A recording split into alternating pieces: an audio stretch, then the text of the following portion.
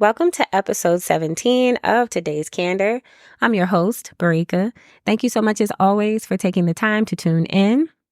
In this episode, I'm discussing what I posted in my latest reel on Instagram, just to give you all some context. So for those of you who follow me, some of you have already engaged with those reels. And for those of you who are not following me, please do so on Instagram at today's Candor. But to give some background, I've started releasing reels, or posting reels rather, on Instagram in regards to maybe an episode, maybe a topic that I'm going to discuss in an upcoming episode, or it could also be a topic that I've discussed in a previous episode, and maybe I'm just giving more insight and just maybe want to go more in depth about it. So I've recently started doing that, and I refer to them as doses of candor. And so in dose 2 of candor, I discussed watching out for people who talk and pretend as if their mindset is in a place of positivity or growth, or at least going in that direction. So of course, none of us are perfect. And if your mindset is already not in a space where you want it to be, let's just say you're working on having a more positive mindset. You want to work on maybe abundance. You want to manifest just more of that in your life. That's perfectly fine. But those people who pretend and they talk as if they are doing that, or as if their mindset is already there, you have to watch out for people like that, because their energy can be draining. It can be contagious, especially if you don't get it away from you fast enough. So what I spoke about, the example that I gave in the reel. So let me just give a little bit of that background for those who have not seen that reel yet. So I talked about the example that I gave, and I gave a couple examples. One was how I hear people who will talk about the desire to have a quality partner, but then their friends or their circle, whoever they may be around the most, that circle is lackluster. And it's like, how? You should want everyone in your world to be a person that is contributing to you, depositing into your world, not draining withdrawals. And I talked about this in a previous episode as well. People who are constantly taking from you, and people think taking from you automatically means in a material way or money. No, it can be that they're draining you. They're draining your energy. They're constantly bringing negativity into your world. So I spoke about this in a previous episode. So in the reel, I discussed that if you desire a quality partner, why would your circle not also be quality? And vice versa. Let's say you already have the quality partner that you wanted, let's say you already have the quality circle that you wanted. So your friends or whoever you spend most of your time with, they're good to go. But then you have a partner who is lackluster. So it goes either way. But it's like anybody who you have in your world, they should be good for you. They shouldn't be draining. And we're not talking about because they come and vent to you every now and then, or they just need to get something off your chest. That's also what your people are there for. You all are supposed to be there for each other. So hey, something's crazy going on in my world. I just want to discuss it with my right hand. Perfectly fine. But I'm talking about those people who are constantly, they just take and take and take. They're just drainers. That's what they do. Whether they know it or not, whether it's intentional or not, it's something that I can't be around. So in the reel, I discuss that one piece. But then I also give the example of friends who will say that, so let me do a personal example. And I'm not going to, as always, I don't throw out names, none of those things. Mommy always says, if the shoe fits, wear it. So if you think I'm talking about you, so be it. Excuse me. So the friends who say, Barika, I'm good with you. We're close. We're friends. We're this, we're that. Excuse me. But then the other people that you hang around are not working on themselves. And that's not saying everybody. They're not working on themselves. They're not talking about growth. They're not talking about, where they might want to be, some goals.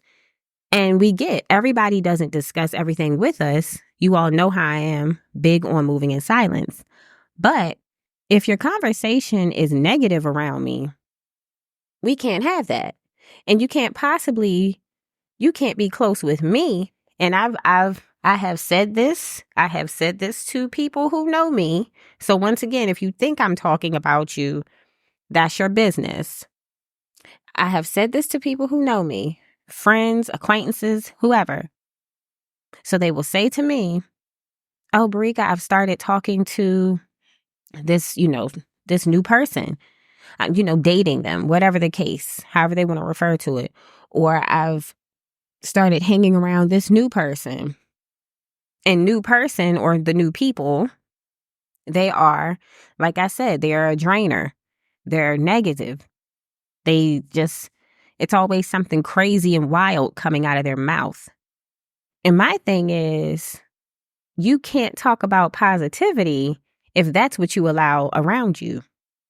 Another thing that people have twisted or misconstrued is they say, well, you are the company you keep. That's absolutely right. Because you are who you entertain. People have misconstrued to this one thing, what they attract and what they entertain. And so what I've come to realize is, yes, I've come to realize that people have told me countless times how approachable how I am, how warm I am. So I've just come to accept that people of all different types of everything, backgrounds, upbringings, whatever, what have you. They want to talk to me. Strangers want to tell me everything, their life stories. Okay, great. But that doesn't mean that I have to connect with you. I don't have to entertain you. So my warmness, my fuzziness, because people feel that I'm very easy to approach, I'm not going to change those things. I'm not going to become bitter or somebody that I'm not. Those things are very natural for me. Being warm is just very natural for me. That if you're not doing anything to harm me and you feel like you need to tell me something, I'm not going to cut you in the middle of your sentence. But once again, I don't have to connect with you after the fact. I don't have to entertain you. And so I say that to say, when I've heard friends say to me, this person they've started dating or hanging out with or whatever the case may be, and the person, I'm thinking to myself, what is one positive thing that you've told me about this person? And if I have to sit here and ask myself or think about it, it's a problem, because shouldn't it be able to come to me easily? And I've told people, stop needing to be needed. Stop. Why? What do you need to be needed for? Where does that come from? And if you have the answer, or you haven't taken the time to dig for that answer yet, 1, start figuring out the answer. 2, if you know why you feel that way, if you know why you feel the need to be needed, for some reason that's a desire of yours, like you have to constantly, somebody has to in some way need you, want you. If you've already figured out the why behind it, you need to figure out how to change that, because that means you will entertain any and everything that comes into your world, and that's a problem. You cannot let everybody in. Somebody speaking to you, like you're at work or you're out or whatever the case, somebody speaking to you, that's totally different. You're not just going to stiff arm somebody who walks up to you and speaks, unless, of course, they're trying to do something to you. But we're just talking about just normal interaction, just, hey, how are you doing today? And if for some reason that person wants to get into a deeper conversation with you, fine, so be it. But it doesn't mean you have to connect with them any further past that interaction. Stop having the desire to, or the need, whichever it is for you, stop having that need to be needed. Because then when you entertain any and everything, You have no idea what that is doing to you. So just because you might not feel it on the first, second, third time, or the first few people who might have interacted with you, doesn't mean it's not taking a toll. Sometimes it just takes those little bits and pieces. And then when it adds up, you're sitting back like, oh my goodness, what has happened? And for me, anybody who knows me well enough, if you're making a conscious decision to bring negativity around me, bad vibes, if you even try, I don't care how long I've known you, I'm going to have something to say and I'm going to love you from over there. Because what people don't get, being sweet and kind and having a big heart, while all of those things are great, you have to be able to have some discernment.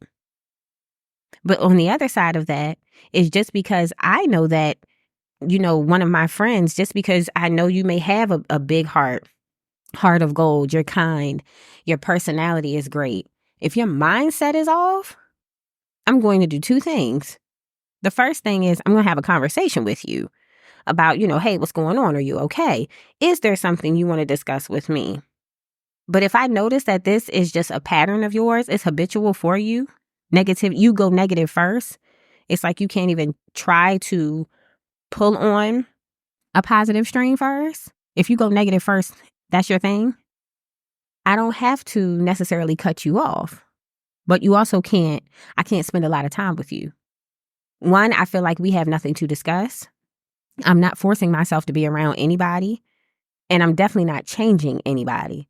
So if you're good with where your mindset is, that's cool, but you got to go over there. I may speak to you from time to time. It won't be about anything deep. It won't be about anything important. I can't have that type of connection with you. And what people don't understand is they think that people who are always positive, and I've even had people say this to me, they think people who go positive most of the time, instead of going the negative way, they think that positive people for some reason are living in some fantasy world. But that's not what it is. We're not living in a fantasy world.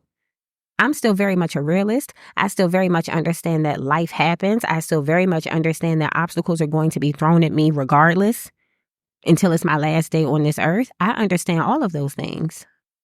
But at the same token, being positive is a choice to say, okay, I am maybe in a situation or life has thrown this obstacle at me. I'm making a choice to figure out how to get out of it or to figure out how to handle it. And while I'm in the midst of it, what can I do? What can I do to see it through, to make the best decisions, to not let it get me down on a daily basis? That's the positivity. It's not that you don't see it happening or you don't feel it happening. It's that if something is going on in my world, I'm not going to be negative and act like I can't handle it or I can't figure out a solution. Even if the solution doesn't come to me right away, being negative and sitting in a corner and acting like I want to crawl in a hole and never come out, that's not going to do anything. So if something is drastic enough and I am crying or I'm having, certain emotions toward it and I don't feel great about it, yes, I'll take a step back. There's nothing wrong with crying. There's nothing wrong with saying, you know what, today I'm not with this. Can't do this right here. But if I know for a fact that if I keep doing that, the solution won't come to me. Because when you're stressed out, you can't function. When you're stressed out, you're not thinking. Nothing's coming to you. So it's okay to have those emotions. That's human nature. But please never get it twisted that positive people think that they're living in some different world where they're like, oh, well, I don't see, there's no problem. There's no issue here. No, they say, I see the issue. I'm also gathering my thoughts. I'm gathering my thoughts so that I can find a solution. Negative people will just say, oh, well, it is what it is.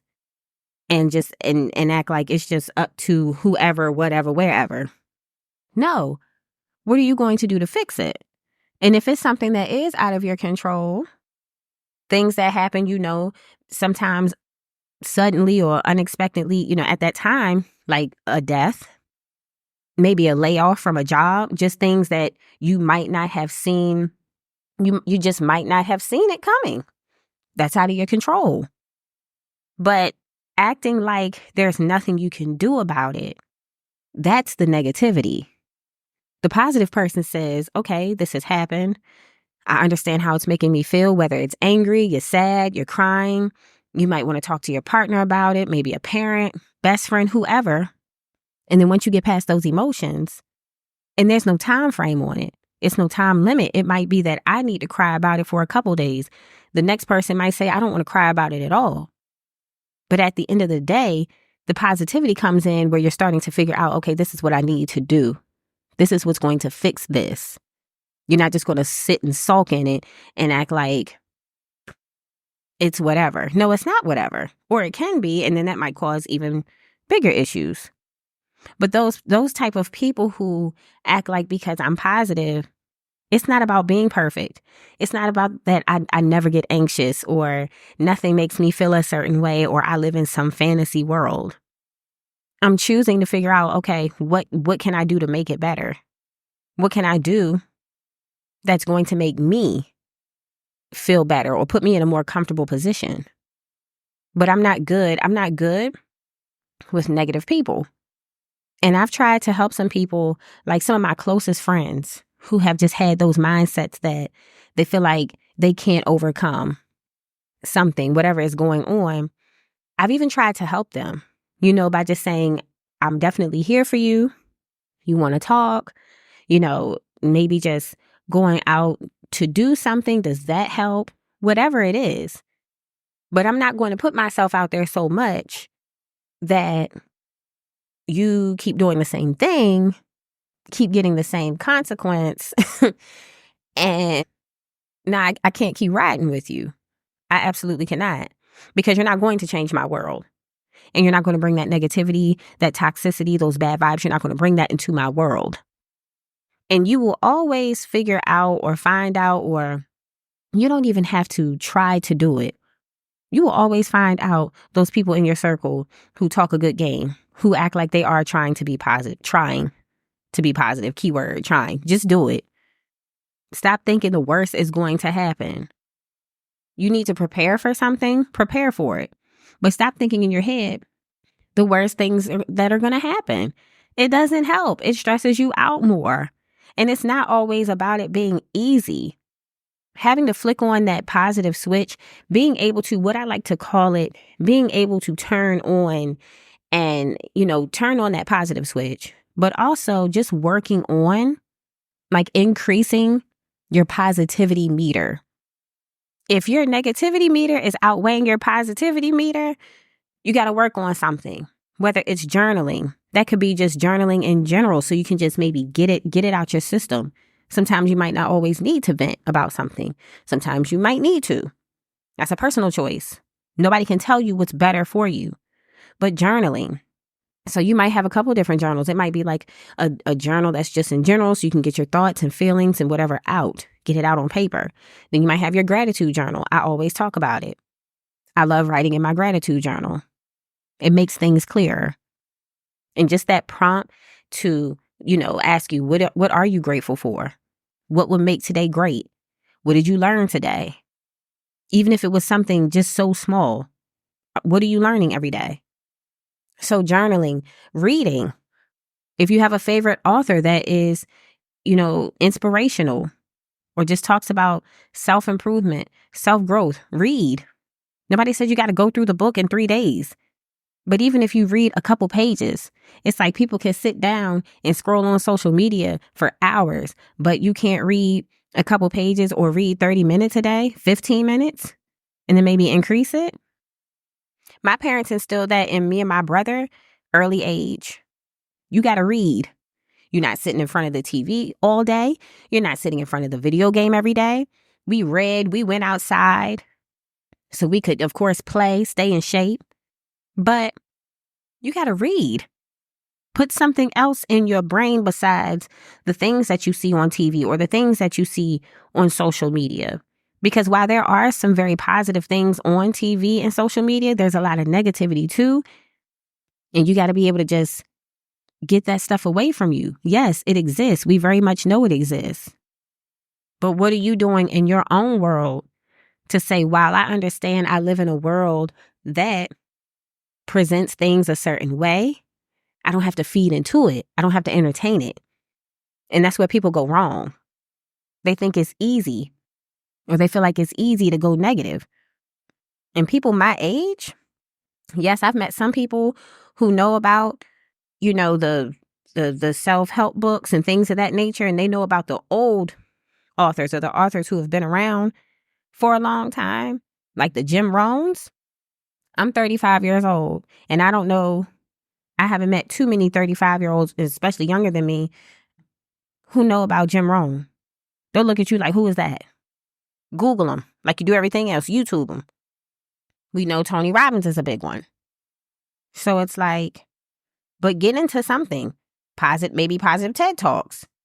But get into something instead of just scrolling all day. Build your positivity meter. Some of you might know about Les Brown. But just working on a better you. Working on a better you. And if you are in a space where you feel like I finally have gotten my mindset to where I want it to be, do not allow people to pull you the other way. Do not allow people with their negative vibes and negative energy to pull you the other way. Both positive and negative energy, both of them are contagious. And depending on what you allow, depending on how strong your mind is, that's the way that those people are going to be able to pull you. If your circle is negative and you're positive, you already have some reconfiguring to do. Because even though you may love those particular people, like I said, they may be great. They may be very loving, kind-hearted people, all the things. But honey, where is your mindset? Because you cannot talk crazy around me. Not when it comes to giving off bad vibes. I will not allow it. I will not allow it. And there are so many people who, they just look at you strange. Like, oh, we've been this for forever. We've been family forever. We've been cousins forever. We've been best friends for this long. And yeah, your mindset, just like we talk about people with nasty attitudes, if your mindset is a certain way, for me, same difference. I'm not putting up with either. Yes, a nasty attitude definitely is, for me, a nasty attitude is definitely more of a turnoff than a negative mindset, but they're neck and neck. They're neck and neck. I know people with, negative mindsets who they are sweet as pie, and sometimes they can just turn a little bit, turn it to the positive switch right quick, and they think that's enough. No. Because if you're negative 90% of the time, or more often than not, what am I going to do with you? Why am I even talking to you? Because you're not talking me out of anything that I'm doing. You're not talking me out of any of my goals, or even if you don't know my goals, even if you don't know my next moves, you're not going to try to make me feel like, well, Barika, why can't you just do that? No. If you start a sentence off like that, a question, why can't you just? No, absolutely not. And it's usually average people with the average mindsets, those negative mindsets. They're the ones trying to pull you. They're like, oh, well, why can't you just? Because that's not who I am. I'm not here to just do anything. I'm not average, sweet pea. And then I have to remind some people who don't know the meaning of my name. It means to bloom and be successful. Nothing else. Nothing less than that is currently happening or will happen. My parents named me that for a reason. I have been fulfilling it, and I will continue to fulfill it. So the negativity, we can't rock. We can't. You have to stay over there. I can absolutely love you. You have to stay to the left. So get away from that need to be needed. Get away from that. Throw it out the window. Another author that I like a lot, Iyanla Vanzant. I have a few of her books, but I have one of her daily devotions for spiritual growth and peace of mind. I love this book. I love this book. And it's just a page a day for a daily devotional.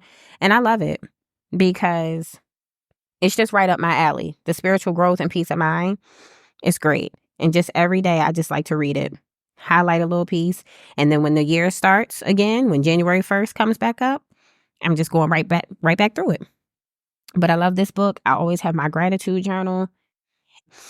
But find what will help you get to a space where you know your mindset, it's in a good place. And then continue to work on it. Continue to keep it there because negative people will always try to drag you the other way. Surround yourself with positive people. And don't let anyone try to tell you, try to like mix up things for you. Don't let anyone try to tell you, oh, hey, well, having anxiety or being anxious, or I've just heard so much crazy stuff where people are trying to throw little tidbits into what they think will like knock you or knock down your positivity meter. So they'll be like, oh, we're being anxious about something or having anxiety. That's not being negative. It's human nature that if you are moving towards something new in your life, you might feel a little anxious about it. It's human nature. That's not negativity. Stand your ground, keep your positivity meter up, and keep the negative folks away from you. So as always, I appreciate you all for taking the time to tune in. Continue to follow, like, and share on Instagram at Today's Candor. I've also created a Pinterest page in just geared towards the podcast. That's also Today's Candor. So continue to follow, like, and share. And in the meantime, stay safe, stay candid. Make sure that you're tuning into those reels that I am posting on Instagram, the small doses of candor. I'll be releasing those just in between releasing weekly podcast episodes, just so I can stay engaged with my growing audience. I appreciate you all. So stay safe and stay candid.